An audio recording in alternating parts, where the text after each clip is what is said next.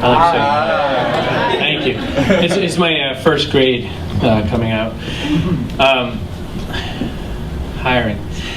When I was 13, Guy Kawasaki hates this story. When I was 13, I was at the Boston Computer Society in the winter time to see Guy Kawasaki talking about this new product coming out called the Macintosh. And he was so pumped. He was talking a mile a minute, which Boston gets, but like he's a West Coast guy. So all I thought was out there, he must sound like a bee. He's up there like, it's so great, look at this, and there's a mouse. And you got to remember, computers before the Mac, were like, you had to like hack into your own machine. It was just your machine. And everything he showed, it was in black and white. Everything he showed was just like, ooh, I want some of that. So I turned to my dad and I go, ooh, I want to do what he does someday. My dad goes, that's a really stupid job. So Guy's a venture capitalist and he's rich and famous and all that. So, it goes to show you that my dad has never once picked right on a vote. He voted for Perot. He liked Beta. He thought the Magnavox Studio 2 was going to blow a hell out of the water of Atari because clearly it was a better product. He's worked for several companies that have closed right around him. His company acquired another company and they fired the IT department, him.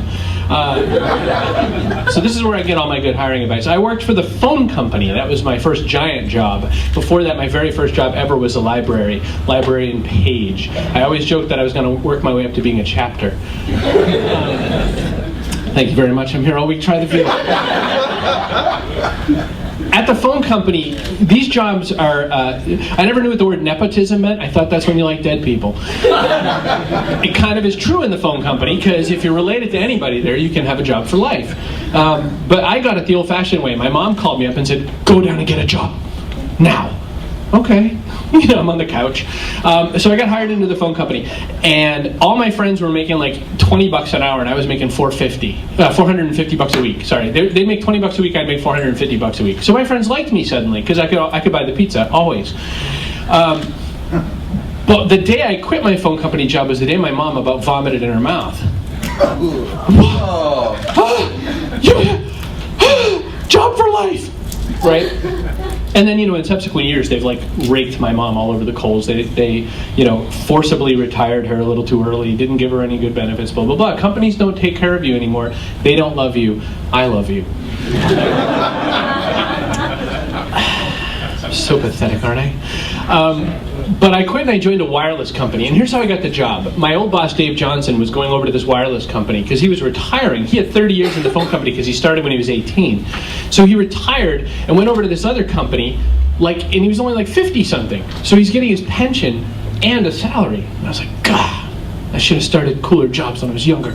But I wrote his resume because he couldn't write for crap, which is why I worked for him.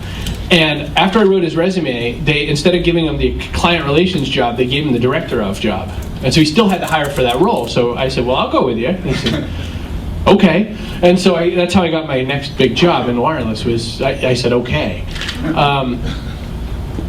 So I worked there 9 3/4 years because I'm a quitter. During my job interview, by the way, here's a great question to ask. What an idiotic question. Where are you going to be in 5 years? Where are you going to be in 5 years? I told him, I don't know, not here.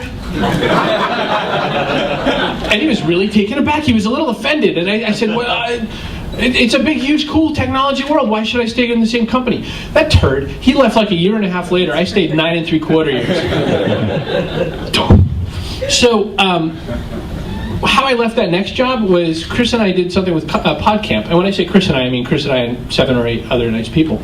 And made PodCamp happen. And we had the forethought, because of Justin Kanaki, to invite a serial entrepreneur, some of you might know, named Jeff Pulver. At the end of the PodCamp event, Jeff was so impressed with what we had done that he just pulled me aside and said, I have no idea how much money you're making, but I'd love to hire you to come work with me. Okay. Because I say, okay. And he said, okay, so we'll talk about it. And I said, no, I'll take the job. Oh, okay. Because, Jeff is a little impulsive. He just had never met anyone who was as impulsive back. What I like about this is that they never once looked at a resume. They have no idea if I was a murderer. I am. And whether or not I've done anything that was even pertinent to the job. I had not. So, I winged it for a year or so, and then I left. And then the next company didn't hire me with a resume either, because they figured they'd read my blog. I seemed like a nice guy. They'll take me. Everything Aaron and Todd said was true. Most everything Stever said was true. I'm kidding. I'm the biggest fan of Get It Done Guy. This is like my big day. It is who you know. That's not a lie. Use these tools. Like when Chris gives this thing later, it shows you about LinkedIn. Take copious notes. Use these tools. It is who you know that makes jobs happen. And the jobs that you'll end up being passionate about come from the things that these tools allow us to do now. But the tools don't give you the job. You get the jobs. So if I tell you one other, yes, have a Twitter account. Use it wisely. Yes, have a blog. Do interesting things with it. Be helpful to other people. And oddly enough, people like you for that. That's all I got. Thanks.